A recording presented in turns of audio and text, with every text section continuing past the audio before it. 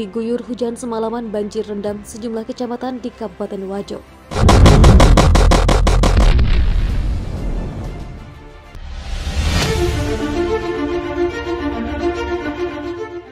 Cuaca buruk melanda Kabupaten Wajo, Sulawesi Selatan. Hujan deras yang mengguyur Kabupaten Wajo sejak Jumat 27 Agustus 2021 malam hingga Sabtu 28 Agustus 2021 pagi mengakibatkan banjir. Beberapa daerah dikabarkan terdampak banjir seperti Kecamatan Tempe, Tanah Sitolo, Pamana, Sabang Paru, Pitum Panua, Maniang Pajo, Sajoangin, Majauleng hingga Kera. Sejauh ini belum ada data resmi yang dirilis Badan Penanggulangan Bencana Daerah Kabupaten Wajo.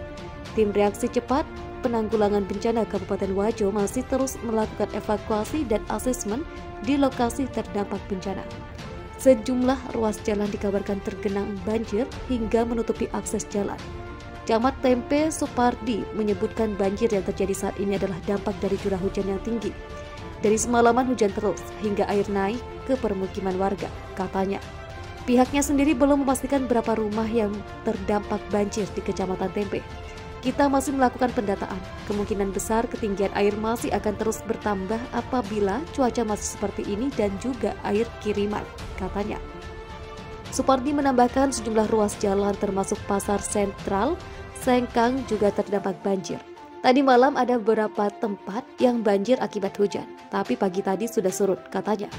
Hal itu dipicu oleh sistem drainase yang ada di pusat kota Kabupaten Wajo yang buruk dan butuh pembenahan. Selain banjir, cuaca buruk juga menyebabkan longsor di Jalan Rusman Effendi, Sengkang hingga menutupi akses jalan. Tadi malam masih saya dengar suara kendaraan lewat sekitar jam 5 subuh, kata warga Aris.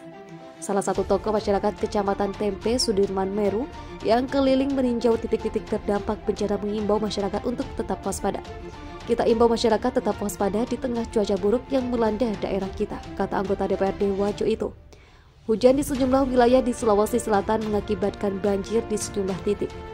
Banjir kembali merendam sebagian wilayah Desa Rada, Kecamatan Baibunta, Kabupaten Luwu Utara, Sulawesi Selatan pada Jumat 27 Agustus 2021 malam.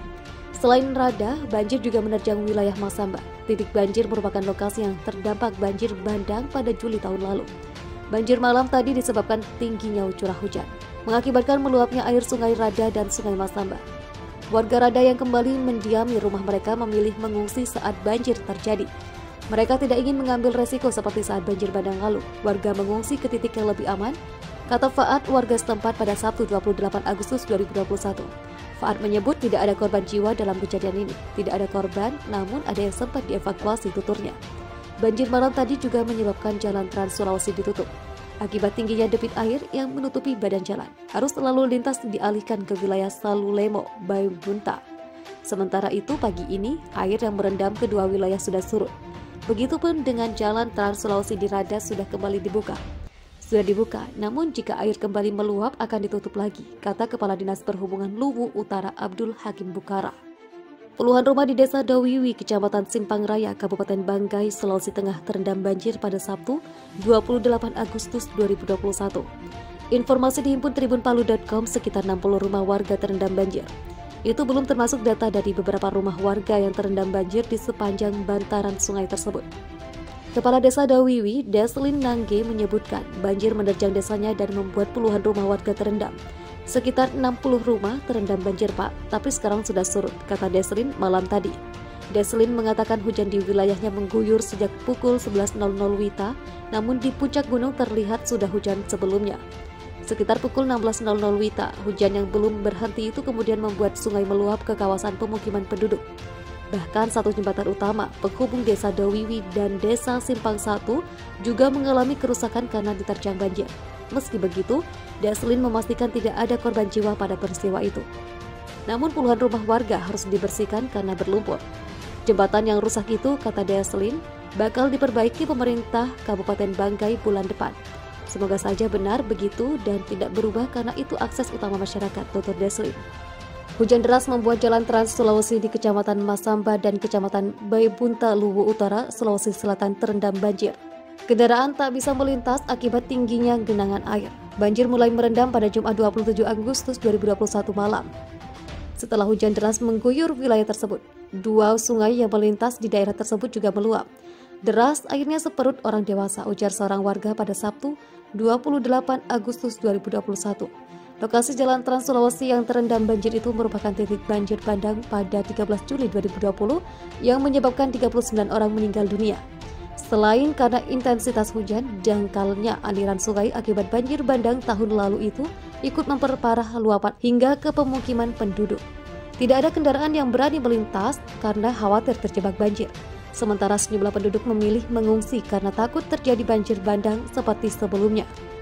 Badan Meteorologi, Klimatologi, dan Geofisika BMKG memberikan peringatan dini terkait cuaca ekstrim yang diperkirakan terjadi di 21 wilayah di Indonesia pada Jumat 27 Agustus. BMKG minta masyarakat waspada potensi hujan dengan intensitas sedang hingga lebat yang dapat disertai kilat atau badai petir, guntur, dan angin kencang. Waspada juga tingginya suhu udara yang berpotensi kebakaran hutan dan lahan. Tulis BMKG dikutip dari laman resminya pada Jumat 27 Agustus.